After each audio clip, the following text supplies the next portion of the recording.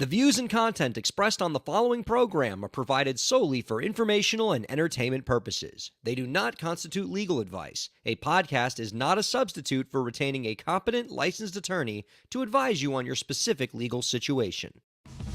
Break the business, play is work and work is play. Power into creators, have fun along the way.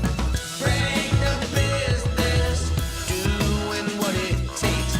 Celebrate success and learn from the mistakes. How's it going, everybody? Welcome to the show. It is time for Break the Business, where we empower indie creators and have some fun along the way. I'm Ryan Kairalla, and it is a pleasure to have you here this week.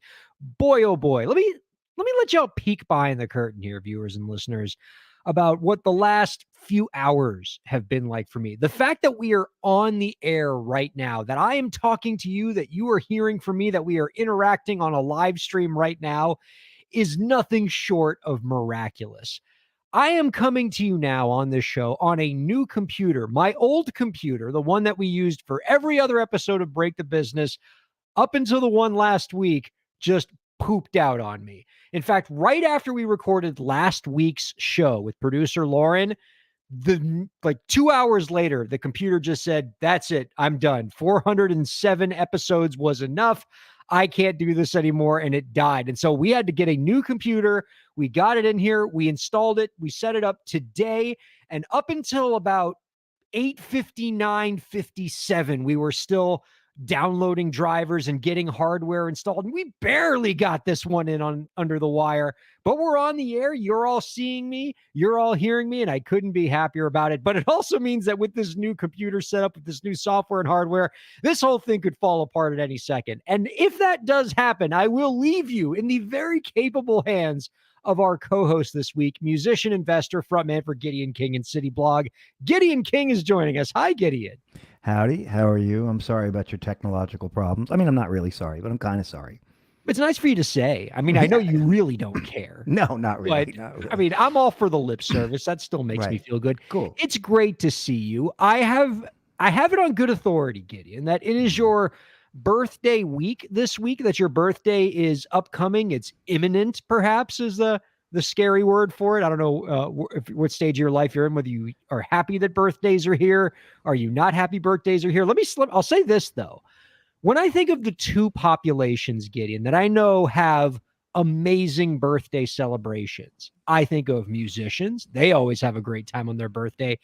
And I think of Wall Street types. They always know how to enjoy their birthday. And since you fit into both of those boxes, I can only imagine that a Gideon King birthday is an event not to be missed.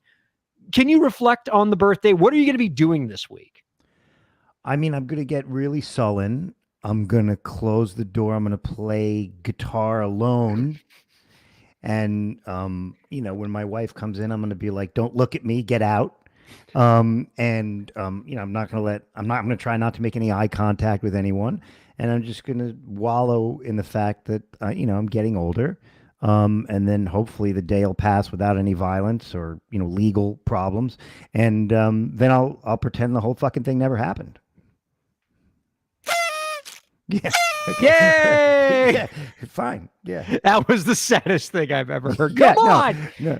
Gideon, I cannot imagine that your My- dear wife is going to tolerate any of that. She will So not let you just sit in the she's- dark room, staring into the middle distance, listening to Everybody Hurts by REM So- until your birthday's over. REM. No, it's not that. It's she. Listen, I think she and my son are taking me on some kind of boat. Okay. And it's against my strenuous objection, but I have to go. Otherwise I'll be offending my family. So yeah, I'm going to go. I don't like birthdays. I don't like the passage of time. It's not that I'm a downer. I'm a happy guy, but on my birthdays and on major holidays, I suffer from, what do they call it? Seasonal affective disorder. I don't know what it is. Whatever it is, I have it. Oh, no. Well, yeah. I'm glad I brought... Well, then I'm glad you're in such a positive mood right now to give us lots of great insight for our I'm viewers. fine. and I'm listeners. good. I'm good. I really am thrilled to see you, and I'm glad that you're helping us ring in the new year here at Break the Absolutely, Business. man. Also joining us this week is a Forbes under 30 entrepreneur and CEO of the fan social interaction platform Fave. Jaquel Horton's going to be joining us. She's probably the only Forbes under 30 winner, Gideon, that I know of, or that I've heard of, I should say, that has not been like arrested for fraud at some point or completely exposed or anything. No, she's brilliant. And Fave is an awesome platform. And this is going to be a terrific interview. You're going to be blown away by her, Gideon. Just really, really smart, talented, great entrepreneur mind. Like, I want to be her when I grow up, even though she is considerably older than, considerably younger, I should say, than you or I am. But just a really, really fantastic person. I'm going to be interested once the interview's over to kind of circle back with you, get your insight on some of the things that she says. Love to get your perspective as an investor, as a person who is constantly bombarded, I'm sure, with opportunities to get in on the ground floor of a lot of music tech platforms. Absolutely. Yeah. Absolutely. Yeah. Cool guest. I'm psyched to listen in, and we'll talk about it. Very, very cool. But before we get to that, there was an article that I wanted to talk to you about, Gideon, in LinkedIn's, one of LinkedIn's newsletters. I thought when I saw this, only because I've known what you've told me in the past about influencers and your thoughts of influencers and your interactions with influencers and how they've been kind of uneven and strange, I thought you'd be just the person to talk about with this article. So recently, the Gen Z oriented LinkedIn newsletter, Keeping the Balance, explored the emerging trend amongst higher education institutions to embrace the creator economy and offer course offerings and even full majors, Gideon, in becoming an influencer. From the article, quote, "A wave of courses on the creator economy will debut across campuses of all sizes next year and not only teach students about the business side of the influencer space, but also help them hone the necessary creativity and style for those who wish to be in front of the camera. This effort follows the efforts of schools like USC and UCLA that are already offering courses in influencer marketing. And recently, East Carolina University announced that it's teaming up with YouTube star Mr. Beast to create training and credentialing programs for companies who want to work with content creators.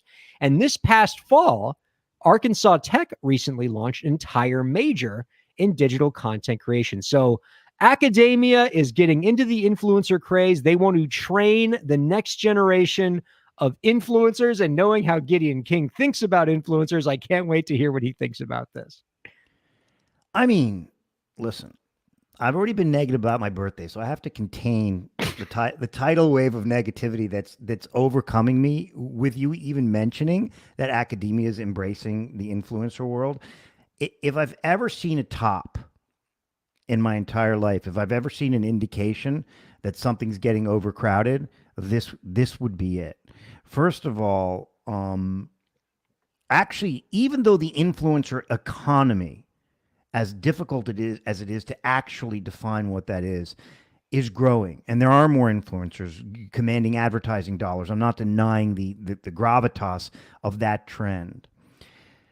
But I actually think it's scary, dangerous, too late, irrelevant, and actually like not cool for universities to be embracing this. And here's why. In that article, it mentioned that one professor or one school was going to have a course on teaching the psychology of being an influencer and engagement and so on and so forth.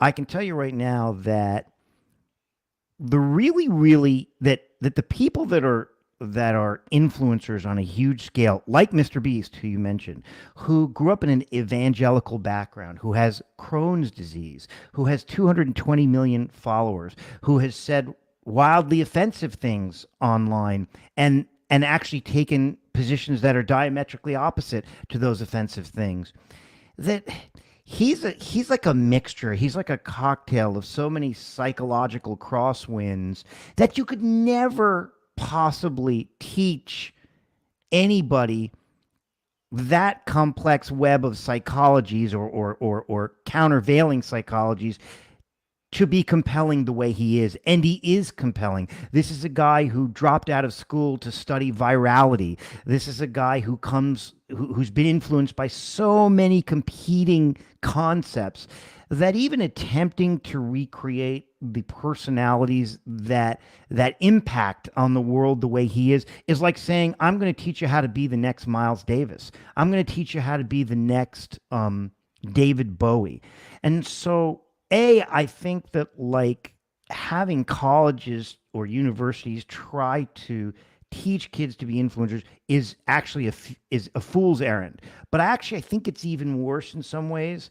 I think that like while social media is obviously a monster reality, I think if academia is embracing things that are going to send kids into the claws of social media with all its attendant problems of depression and self-esteem issues, it's like that's a bad idea too. And then of course there is those who can't teach.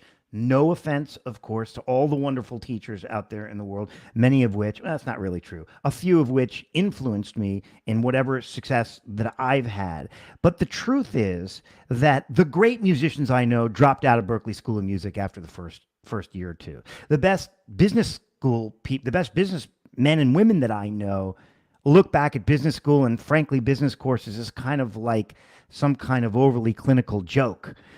So somehow trying to contain this creative beast, categorize it and reshuffle it into an academic setting, I just think it's like the top. And I know it's the top because actually influencers in many ways are having less influence, because influencers who release songs are getting less streams than they got before. The advertising dollar is being spread among so many influencers that it's really hard to measure their efficacy. And so some of those dollars are actually being pulled back. And so for every reason I can think of, this is a top. It's a sign that if you have a kid or you are a kid, man, if you're going to end up as an influencer, that's going to happen to you by virtue of a series of creative impulses and serendipitous events. It certainly ain't going to be because Professor Jones is teaching you how to do it. Are there legitimate marketing concepts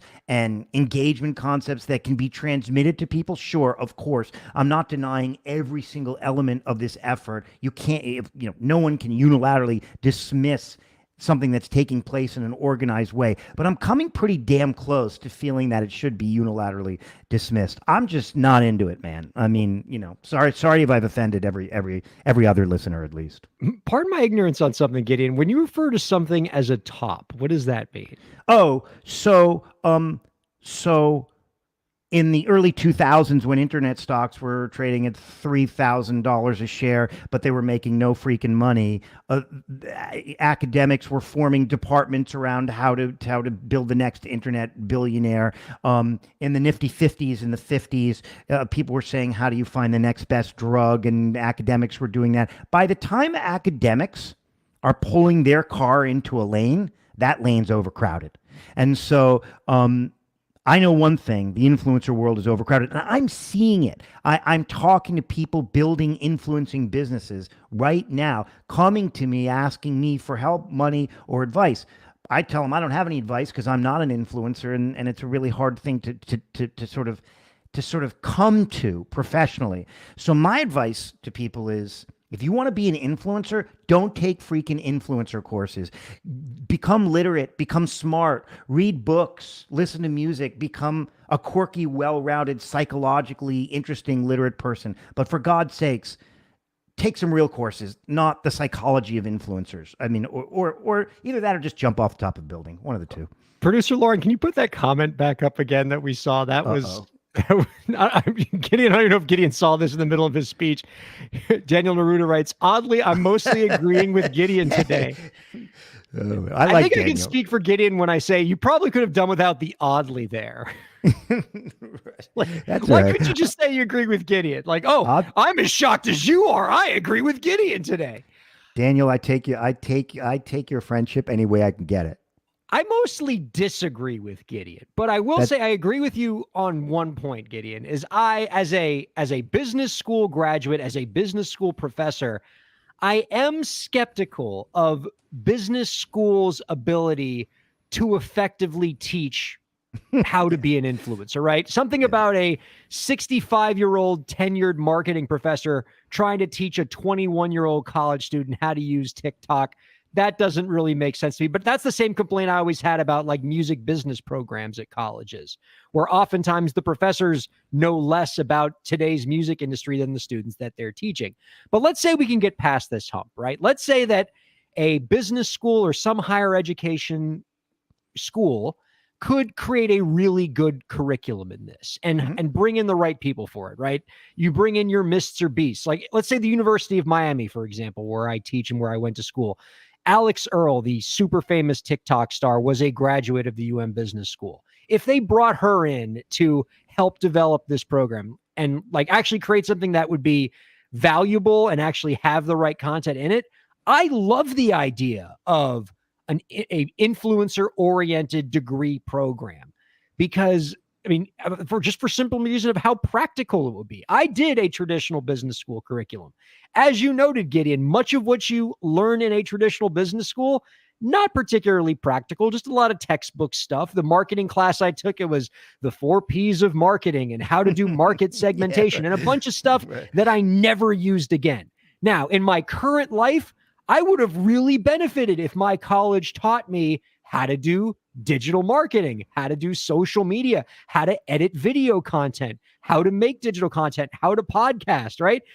All the stuff that I do now, I would have really enjoyed learning those things in college so I wouldn't have had to learn them myself later. And I think there are a lot of kids today, whether they're going to be the next Mr. Beast or maybe they're just their first job is going to be working in the social media department of some company.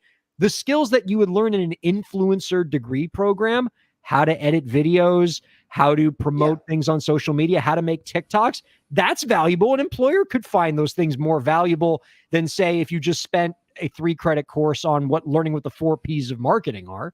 And dude, I actually like, meaning if you're talking about how to edit a film and things of that nature, things of that will augment someone's technical capability. That could also be in the audio, you know, in a variety of different majors and disciplines. And so I'm cool with people actually learning how to do things. But again, and I want to harp on Mr. Beast, he is so complex if you really look into him, that the idea that someone could ever instruct little Jimmy or Sally on how to be like Mr. Beast is like saying, hey, Ryan, come to my music school and I'm going to teach you how to be like John Coltrane and John Lennon.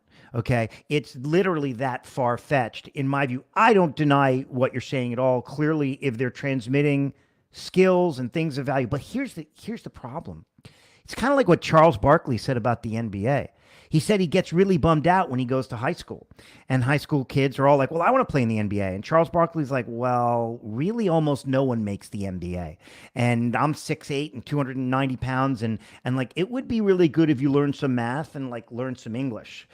Because no one really makes. So the number of people that can really sustainably make money and sustain themselves being influencers going to be really, really hard. And if you concentrate too much on that major at the and eclipse some of the shit you really need to do and learn in life, man, what a disservice those universities are visiting on the kids who choose that major. But don't make it the most extreme example of Mr. Beast, right? Yes, a influencer degree program is not going to crank out the next Mr. Beast. But then again, Harvard Business School is not going to crank out Bill Gates, right? Like Bill Gates is a once in a lifetime business person, right? Most of the people who come out of Harvard Business School will be lucky to have 1% of the net worth that Bill Gates does. Yeah. But you know, you could come out of an influencer degree program if you learn a thing or two about how to make great TikTok videos, how to make, how to edit content, how to make audio content,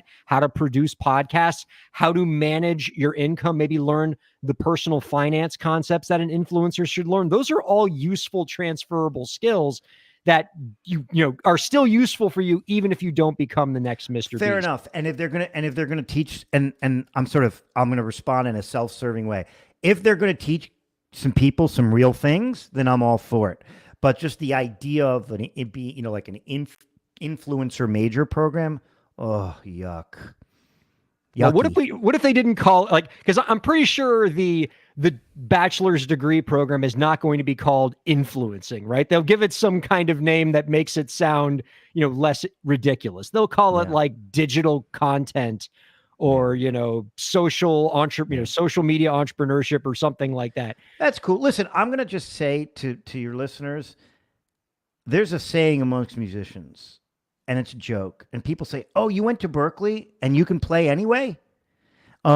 Meaning like it's like the people that have that essence, that gestalt, that creative something or other that makes them special.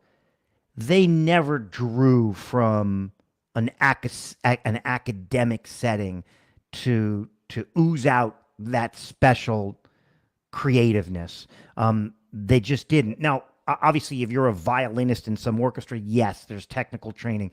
But the Ed Sheerans of the world, the Steely Dans of the world, the Dua Lipas, they're not crediting a program for becoming as influential as they did. But man, I get your points. I'm not unilaterally, actually, secretly, I am unilaterally dismissing it. But since we're having a civil debate, I'm going to say this: you make some great points, and I respect everything you're saying.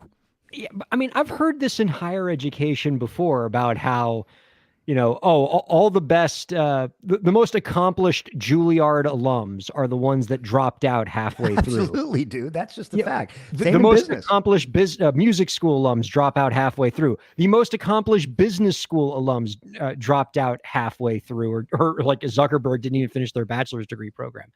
If that's how you're going to measure whether or not, there are some people like, Mr. Beast doesn't need a degree program to be an amazing influencer, right? He's a once in a generation talent at what he does. And, this isn't for him, but it could be for a lot of other people who, if they learn a little bit of training, they might be able to come out of college and be useful in the digital marketing department for a Fortune 500 company. Whereas, because I see these people all the time, right? A lot of folks come out of business school. They come out of bachelor's degree programs at business school, getting a degree in management or marketing or something. Kids, where employers like you would never hire them because they have zero practical skills that would make them valuable to a company at day one. Yeah, right? They know a lot of textbook stuff. They've definitions memorized, but they're useless to employers without additional training. But if you had somebody who had a resume where they, you knew you could hire this person, they could run your TikTok account tomorrow, that's valuable. You'd hire that person on the spot. Yeah, you know what? Someone who can really run my TikTok account well, someone who can build a model, analyze a business, write a great horn section for a tune. I've never seen once that they got it from school. They went and they learned it themselves and they figured it out themselves. I remember when I was 23 and I was like super nervous and trying to figure out a way to make a living in New York. And I said to this brilliant man who I worked for, I mean, a downright genius. I said, well, should I go to business school? And my hands were sweating. And I was like, I was like experiencing all the somatic symptoms of massive panic attack. And he literally looked at me. He said, business school? He said, don't be silly. He said, can you read? And I said, yeah. He said, have you read Shakespeare? And I said, yeah. He said, are you good at math? And I said, yeah, I'm pretty good at math. He said, have you read John Updike? Have you read any Aristotle? Have you read any Supreme Court decisions? I said, not really, but I will. And he said, that's enough. All this other analytical shit we can teach you on the job. And if you can't learn that yourself, then you're worthless anyway. And so I remember that well. But listen, I get your point, and those are skills. But if those people are going to be in those majors to the exclusion of these incredible experiences, like reading Hamlet or like reading a Supreme Court decision and talking about it, then man, screw those majors. I'll take the Supreme Court decision reader and the Shakespeare reader and someone who majored in physics or math any day of the week because I know they'll learn how to operate the TikTok account if they're creative. But anyway, I'm telling you, as a lawyer, uh-oh. I am skeptical of Are you threatening anybody to who sue? reads Supreme Court decisions for fun. Though that person is immediately suspect. You might be right. Okay, look, I'm not going to lie. I do that sometimes, but like, Ah! but it's my birthday week, so you have to treat me with some level of, you got show me He's some respect. got us there. Yeah. He's got us there. All right. Here's what I want to do, Gideon. I want to go to break and I want to do this interview. I want to put on this interview with Jaquel Cool. Horton because I want to be able to come back after it's over and get your thoughts on it. Do you mind sticking around for a little bit? Dude, I'm here. I got nothing else to do. It's my Love it. birthday Very week. cool. All right. Let's take a quick break. We'll come back with Jaquel Horton here on Break the Business. Ryan Kairalla here. I hope you're enjoying the show, and I hope that you're getting a lot out of it. I do what I do because I care about creators like you. A lot. I've dedicated my career to helping creative professionals, entrepreneurs, and organizations move forward. I do it by hosting this program, and I'm also proud to do it in my legal practice. If you're a creative professional looking for solutions-oriented legal services to help you further your goals, I'd love to help. My firm RKPA does contracts, commercial law, copyright, trademark, and more. Visit rkpalaw.com to learn more. That's rkpalaw.com. Ryan A. Kairalla, PA, Miami, Florida.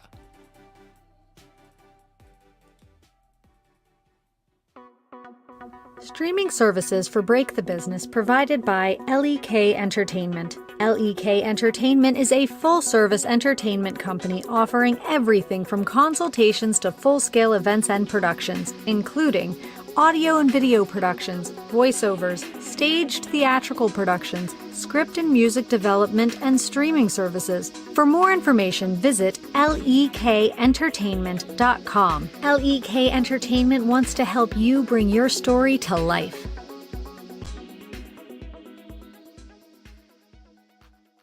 Thanks for supporting Break the Business. If you have a question or topic that you want us to discuss, email us at breakthebusiness@gmail.com. You can follow the host, that's me, on Twitter at Ryan Kair, and you can follow the show at the BTB Podcast.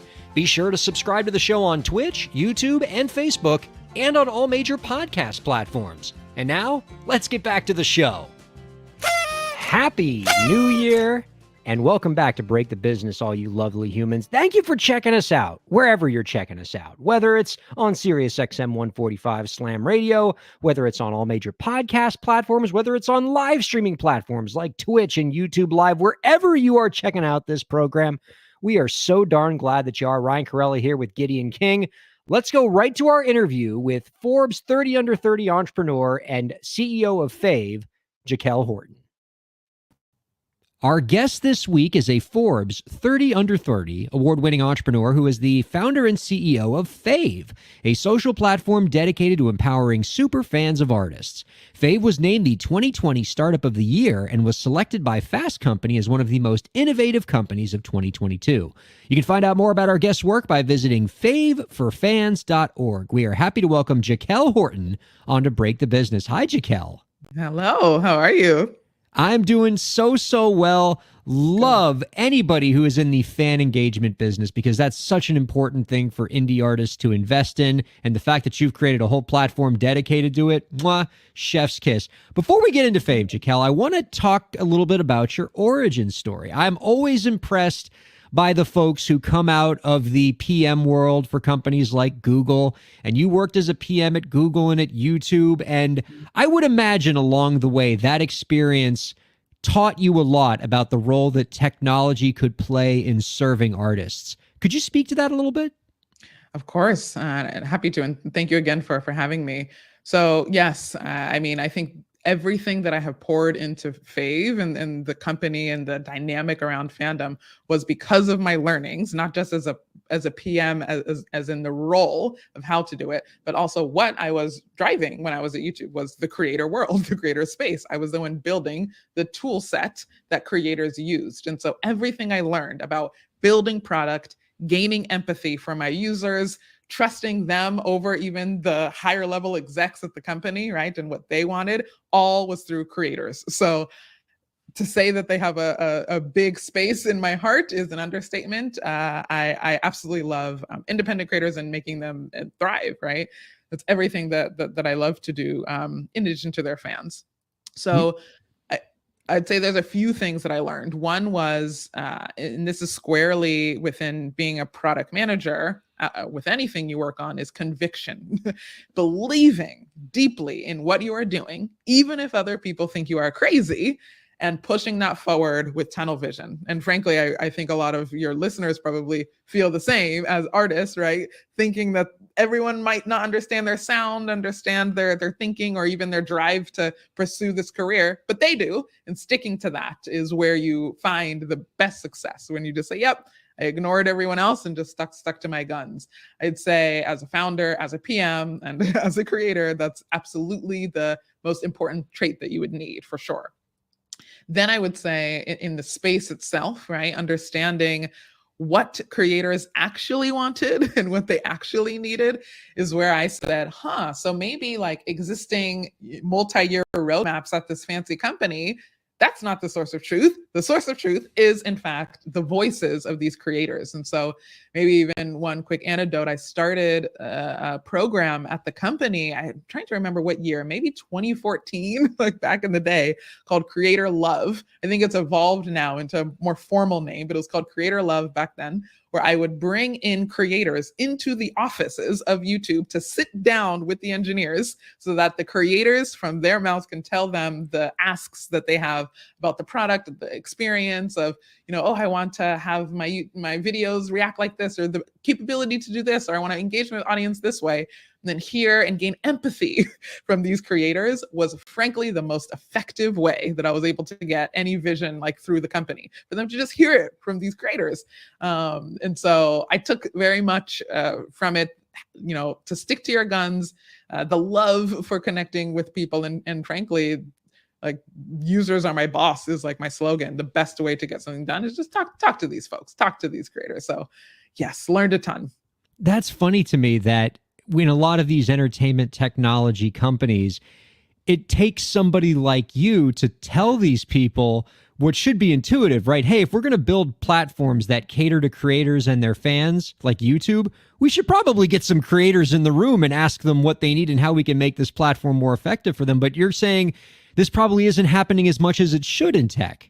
I wish it would happen more, and perhaps now there's programs and people get it and resources are there, but definitely even now with Fave, in working with fans, right? I think I provide insight and light bulb moments more often than I would hope, because I would think that a lot of the stuff that I'm bringing are just like, don't we all recognize the importance of this? Don't we all see this? And I wouldn't say so. So for sure, I think more creators need to be literally at the table, if not like transitioning over to the space to work in tech, but at the table so that their voices are heard. It's very different than I think a lot of people who are working in tech think it is, because you aren't a creator. You don't know what the process is like. And I will say, one big thing I was an advocate for was that we need to make our tools as seamless and simple and straightforward and valuable as possible, because these creators, their job is not to use our tools. Their job is to create, is to make art. And that alone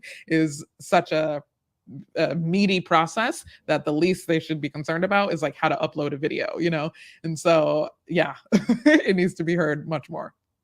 That's great. It sounds like you're very experience-minded in the work that you do, whether it is trying to create tech platforms that are great user experience, whether it's for the people using the platform or the people putting content on the platform. And certainly through a platform like Fave, you're trying to create a great fan experience and help cultivate super fans. I want to talk to you a little bit about fan engagement. I would submit that at no other point in the history of the entertainment industry has it been more important for artists to directly engage with their fans, directly cultivate super fans. Most independent creators are not making big money from their fans, one tiny transaction at a time, one 99-cent record at a time. It's happening through cultivating these super fans, building these deep, multi-year passionate relationships between fan and artist. Yeah. Can you speak to that a little bit? How has that industry changed in that regard in terms of it becoming more important than ever for artists to really engage their fans? Yeah, I honestly think even the word important is still an understatement. game changing. It's crucial. It's the difference maker between the livelihood of a lot of artists that survive even independently for a long time, for years, as you said, making a lot of money to sustain their creativity, right? Versus those who don't, and then, go the traditional route and fall by the wayside and don't have anyone to fall back on because they didn't build their own infrastructure, right? And so absolutely critical. And for a few reasons. One, I mean, as you pointed out, having the people who are your customers, are your consumers, are the people who are taking in what you are giving to them, right? Your art, and the ability to have a direct line with them is the same setup that every other business has, but often creators aren't afforded that, right? And when you can do that, that again is such a big difference maker, right? Not only do you have a clearer line to the revenue and less people involved there, right? You also can build authentically with your audience much more effectively than you can when there are so many steps in between, or you're not doing it at all, right? And that being able to have people connect to your values, having people connect to the world and your art on a deeper level, even one level deeper than the music itself or the art itself, is the way to create loyalty, right? I will say in all of my research and working with fans and hearing what makes them tick, and often we ask them, why is it that you're a super fan? What makes you so engaged? It's 100% of the time, not 99, not 20, 100% of the time, it is something about them connecting on another level with the artist. It's not just, oh, I love their music or I love their look. It's they brought me through this moment. They, taught me that I belong. They are the only people who have articulated this crazy thing in my mind that I thought I was alone. They said it, and now it's always something more. And the more opportunities you have to share that as a creator through various forms directly with your consumer is the best way to make them last. And so, of course, right? Not just for the checklist that I think a lot of people describe of why it's important. It's because the core foundation of why anybody would be loyal to anything or any brand or any entity is because they can connect with them and they see something about them in them that they want to see, represented in someone. And so it's crucial to be able to do that, right? For sure. That's really profound. I never thought of it that way. The notion of the way to cultivate a super fan, the way to turn a fan into a super fan is to help that fan reveal something about themselves or to make some kind of personal connection within that fan. That artist made me think about the world another way. It taught me something about myself that I didn't even know. It gave me a feeling that somebody else thinks the same way I do about something, or that artist helped me get through a really difficult time in my life. That's the kind of super internal core stuff you have to do with your fan to make them a super fan. So now I'm inclined to ask, how does Fave help with that? Yes, of course. Because that sounds like a nearly impossible task for a creator to accomplish. It's not impossible at all. And I think that's why you see it. That's why you see these super fans out there. So sure, I'll go into how we do it, but I appreciate you pointing out that, yes, it's something that's at your core, because I see it no other way. And I see that as just, again, the 100% formula. And so that's the route. And so, yes, I want more creators to realize that and invest directly in that as the direct line to loyalty.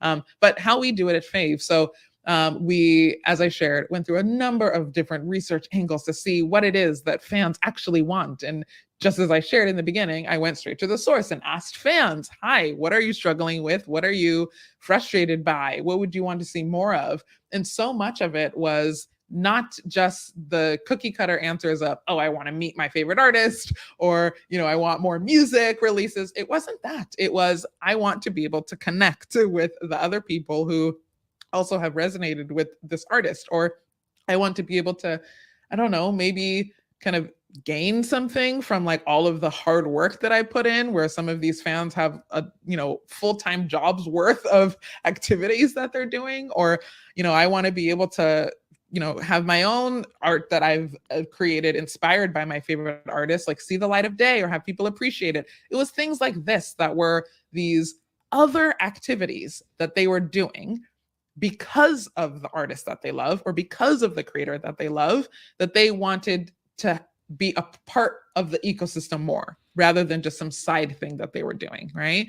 So everything was around how their hard work can come to the light of day. So the platform does just that. It allows for these amazing fans and these incredible activities that they're doing to be documented on the platform. They can write, obviously the standard stuff. They're listening, they're viewing their social behavior, sure, but also I have a tattoo of my favorite creator. I, have merch of them that is from the first merch drop they ever did, or this huge collection that like collects dust, but nobody gets to see it. And now I have people who appreciate it. Or, I create my own merch and I want to be able to find an audience of people who also appreciate it, right?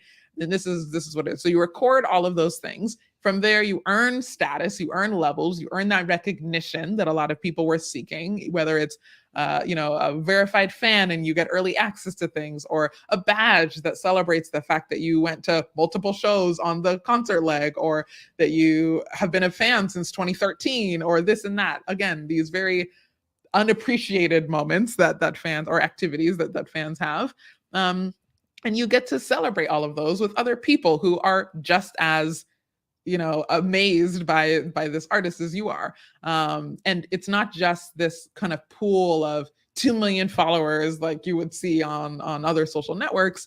It's rather, let's connect these fans on these specific points that they have, right? Somebody who's been around for the past 10 years and is more interested in the era of back in the day of the creator than the one even now, right? And they want to find other people who are listening to the first album still, or people who are fan artists and they're in their room with their notebooks and their doodles or these incredible paintings that they're doing, and they want to chat with other people who are also doing this, right? Or collaborate with other event organizers who are about to throw a party, on the artist's birthday, and they want to work with them. And so those connection points for the subgroups, I would say, within fandom are where we would specialize and where people come together and meet their best friends, and we hear kind of the most beautiful stories there. And then how we enable creators on the other side of this is where we've now kind of moved to, because we heard the knocking, we hear the questions, right, as you're asking, and people are so curious about how they can grow their fans, how they can activate their fans, how they can lean into their fans, seeing all this energy and action that they're doing on the platform.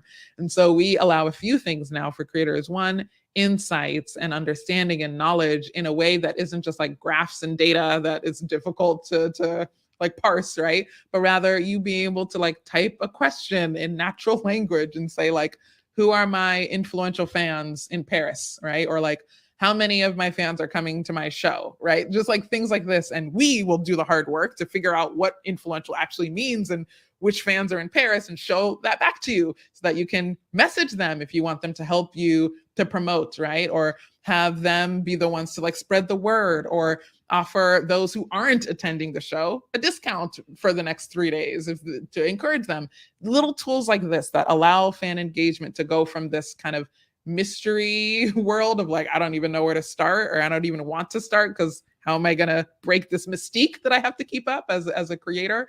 But instead, have you lean in with these very turnkey ways to do that. And I pulled it in there, but the messaging is actually an important one to call out, because on all of these other platforms, you either don't have a way to reach your fans directly, but it gets lost in a feed that goes to only like 2% of the people following you, even though they've subscribed to what you've said. And you get like blocked by DMs and all of this. So we allow you to connect directly with the people who you need to reach based on very specific targeting criteria around what they've done with you as a fan, right? And so it just takes the work out of it. It takes the mystery out of fandom. You know who your fans are, not just user ID 123. You know that this fan who bought at the merch store is the same one who went to the concert, is the same one who's your top 1% on Spotify, instead of those all seeming like different people, right? And you just have much more clarity. So that's a bit about what we do at Fave. I love the idea of the platform that allows artists to have a direct line to their fans, even gain insights about their fans, which can help them make operational decisions. That's really cool. Yeah. And I love what you spoke about in terms of what Fave does for fans. One of the things that kind of caught my eye and made me smile was I like that your platform celebrates and incentivizes and acknowledges the fans that put in the sweat equity on an artist, right? Like so much of, especially when an artist gets really big, right? We tend to just reward the ones that just pay the most for the concert tickets and kind of arrive late to the party. But your platform, the way it's designed, would seemingly reward the fans who are the day one fans, right? Because they can have badges and things that say, hey, I've been here since you were just playing a small club somewhere. And it can reward them with these sort of super fan status for doing things like listening to the artist a lot on Spotify, or making merch or buying merch, or just, you know, commenting and being and helping cultivate the community. What a great thing for an artist to know. Oh, that's an artist that, you know, maybe can't afford like the very expensive VIP tickets at my concert, but they are my day one fans. They were the ones that helped build me up. I want to make sure I know who those people are and give them the acknowledgement they deserve. That's really cool. 100%. And that was very intentional, right? This was one of the frustrations that we learned of fans saying, you know, I don't live in the country of my favorite artist. And so I can't attend its shows. I can't, or I live in a small town, or I don't have the money. That was the kind of fan that I was growing up, right? I was completely obsessed with my favorite artist, but I couldn't afford to go to sit in front row at a concert. I was just using whiteout to like write stuff on my backpack. That was the extent. So I couldn't do anything. But does it make sense for the artist not to get anything from me? No, right? I want to engage. I want to be a part of it.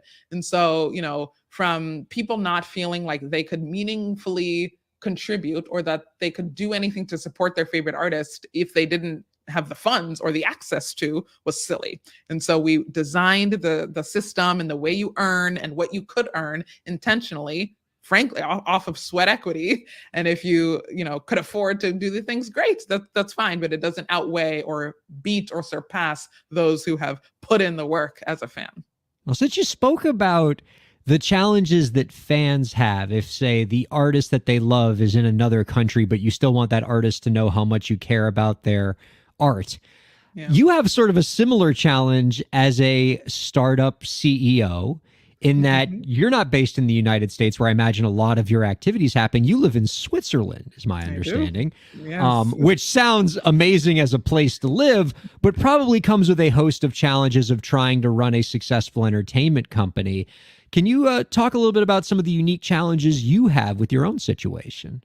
Yeah, I mean, of course, it was a debate, as you can imagine, of like, to start this company squarely in the entertainment space, squarely in the startup world, should I go back to Silicon Valley, to the US, or not? And I think for me, one was lucky, I guess, quote unquote, in the sense that when COVID happened, people got much more comfortable to be on video in order to get deals done. And so while I did and do need to shift my time frequently and often take most of my meetings from like a midnight to 3 a.m. kind of thing with the West Coast, I also had the ability to have a meeting with, somebody in Asia, somebody in New York, somebody in Paris, back to back, and just like get deals done efficiently based on that. I don't think that would be possible if it weren't for people's new comfort level with video. That's a real thing. And then I would say the talent that is in Europe also allowed for a really amazing engineering team and design team to come from here, while of course I did have to have team based in US to be on the business side and on the artist facing side and on the fan facing side because of the skill sets that are kind of more coming from there. And so of course it's been a dynamic, it's been tough. The company itself is like an American set up company, but I think I've leaned into the areas that made it tough to instead make it a unique way to be a global company. So I think we've served okay, given this. I'm just sort of imagining whenever you have one of those moments where like the remote work gets a little tough because the time zones are all over the place, or you're trying to Yeah. get in touch with an investor that's in New York and they're having questions about you being in Switzerland, and that's got to be overwhelming. And then you just sort of look out the window and you're like, okay, I'm good again. I'm in Switzerland. It's The Alps are there. There we are. I got the Yeah. Alps. All right, we're all good. Back to Yes. No. I think coming from the US and having that I think helped. The like entity being American also helped. It didn't help. It was the difference maker, but I think it was just the willingness to still hustle and grind at the right time of day to connect with everyone who I still needed to connect with, no matter what time zone they were in, right? That made the difference, right? But yes, of course, I can then leave and go to some peaceful, snowy area for sure. But I think it was just, it wouldn't have been possible, at least at that time when I was raising funds, I would say, to like just try to 9-to-5 it. It wouldn't have worked, unfortunately. Can you talk a bit about what the fundraising climate is like right now for startups generally? I would just imagine with higher interest rates, with a lot of economic questions about what maybe next year will look like in terms of a global economy. Yeah. Are you finding that's affecting your fundraising? Or your other startup friends kind of talking about it being a more challenging climate than it was maybe 2 or 3 years ago or pre-pandemic? Yeah, absolutely. It's like night and day. I think last time I was able to raise, $2 million and like gather everything up within like 30 days, which I think at that point was still considered fast. But to me, as a first-time founder, I was like, okay, great. That's how it's done. Perfect. Thank you, everyone. Then to get the same amount of money, the next round was like almost a year, like several months to put it together, on top of it already being hard, in this space for this, domain, for somebody who looks like me, it's just hard in general. But especially the economics time, this moment, I think for everyone, we're feeling it. And so, you can either take that two ways. You take that as, all right, not for me, too risky, not the best situation. And that's valid and fine, right?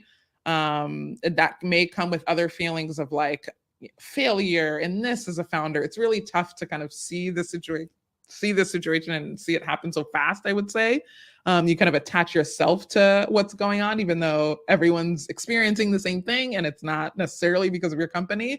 It's just the environment. Or you can take the route of, I'm going to fight through this and be lean and be focused and do less and do it on a dime and find the most effective way to move the needle toward my goals, because I don't have all the time in the world. I don't have the ability to just say, hey, can you guys re-up? It's like, no, you have to stretch yourself to have as many chances as possible to fail and get back up, as you would as in a startup, and just keep going. And so because I opted for the second route and said, let me buckle down, you end up getting far more focus, right? Far more like ridding of the fluff, ridding of the things that don't matter, and rid of the things that are time suckers that aren't going to move the needle. And so you can imagine that because of that new level of diligence that's forced, you end up with a better company and a better strategy, and one that hits squarely on where you're going. So blessing in disguise, but of course, very tough, very different environment. Well, certainly a lot of lessons in that for independent creators who themselves are entrepreneurs like 100%. you,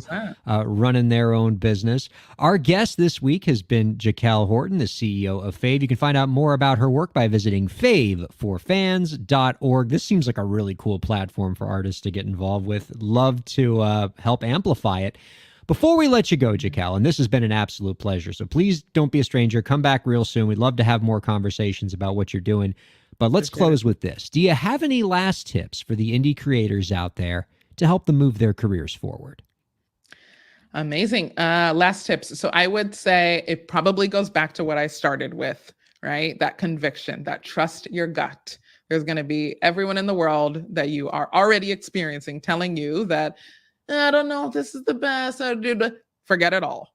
Do what it is that you know the world needs to hear from you. And then the second thing is find those people ASAP, right? Don't do it in a vacuum. Don't be shy. Don't just do it in this little piece, and then one day someone's going to discover you, and then you're going to, no, keep focused on connecting squarely with the people who are resonating with what you're doing. And if you're finding people, it's not hitting with certain people, or they're not, resonating, good. It's just a path that's closer to the people that actually would resonate, and you get rid of the people who don't, right? And so take everything with, trust your own gut to have the clarity of where you want to go, and then go squarely to the people who are also trying to find that tribe. And once you do, you'll be kind of in this euphoric state of I'm with the people who know me and love me. And I think it's amazing that creators get to immerse in that.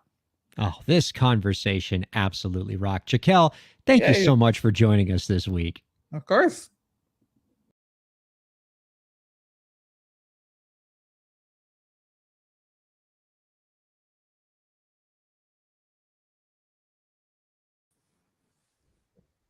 Our thanks to Jaquel Horton for joining us there. You can find out more about her work by visiting faveforfans.org. Ryan Kairalla here, back with Gideon King. Gideon, thanks for sticking around for that interview. That was it was really awesome speaking to her about that, because of the time difference between New York, Miami time when we record this show, and Switzerland time. She couldn't appear with us live, but we did get it in there beforehand. What was most provoking for you about that interview? Very quickly. One, this is a smart woman.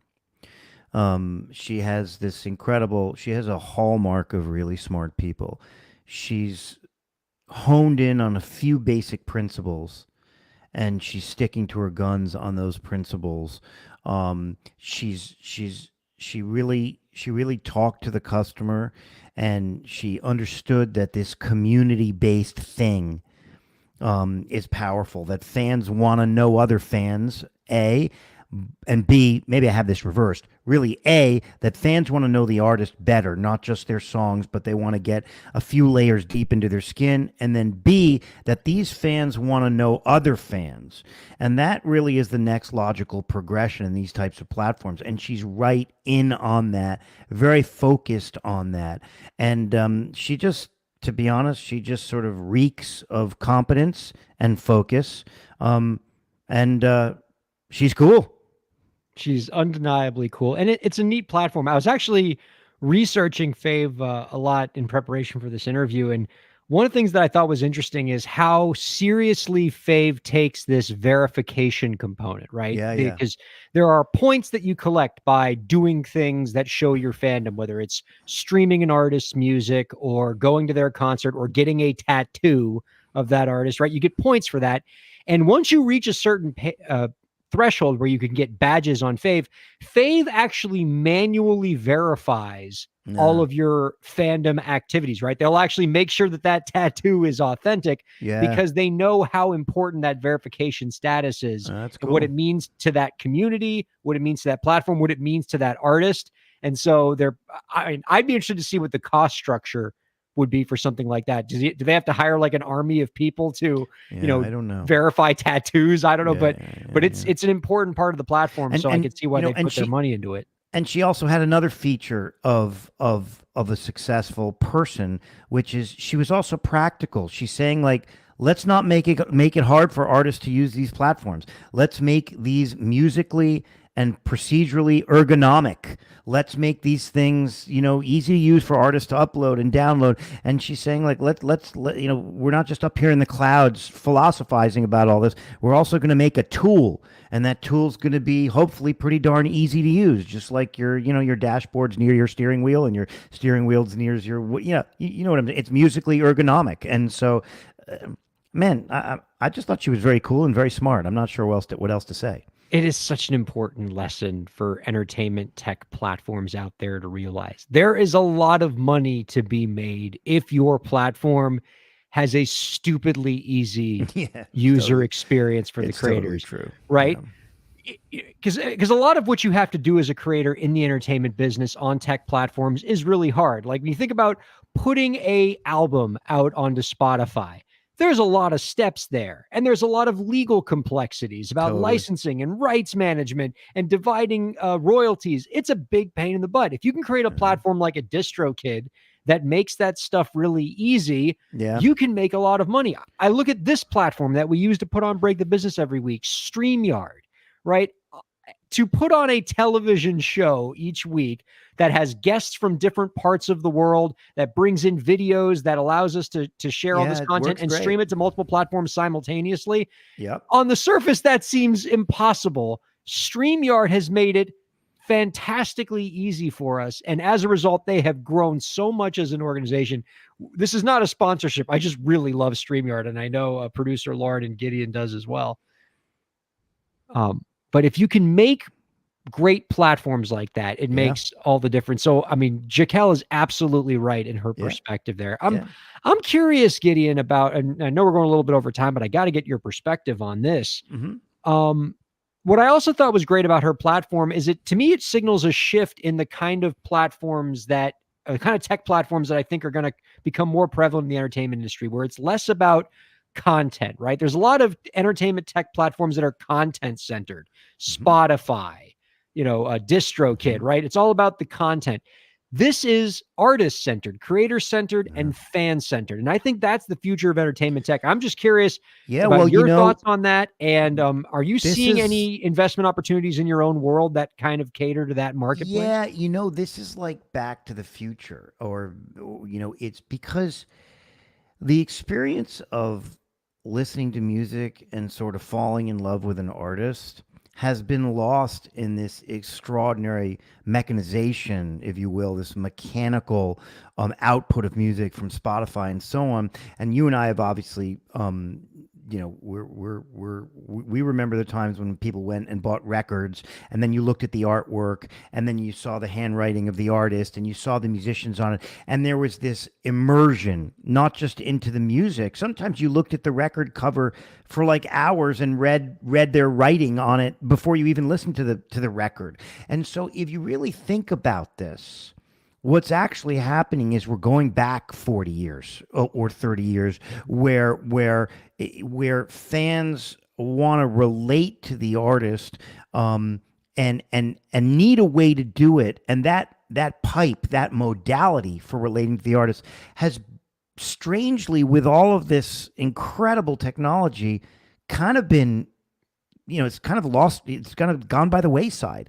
And so, yes, these platforms, in fact, I just invested in a platform, and man, you should have this guy on the show. I won't say the name of it, but it's all about fans being able to talk with other fans and search other artists that are related to their artists and getting to know their artists much more closely. So there's no doubt it's Back to the Future, and that fans are starving. They don't want to just see Adele in a 4-second clip on Instagram, smiling. They want to know more, and they want to jump into Adele more. And these new platforms, including what Jaquel is trying to constitute, that's what they're doing, man. They're going back into the 70s and the 80s, actually, only they're doing it with modern tools. I could not be happier about it. What a pleasant development. Yeah, Our it's cool. thanks to Gideon King, producer Lauren, and Jaquel Horton for joining us this week. It's been an absolute pleasure. We wish you a happy and prosperous 2024. Thank you all for checking out Break the Business. We'll see you next week.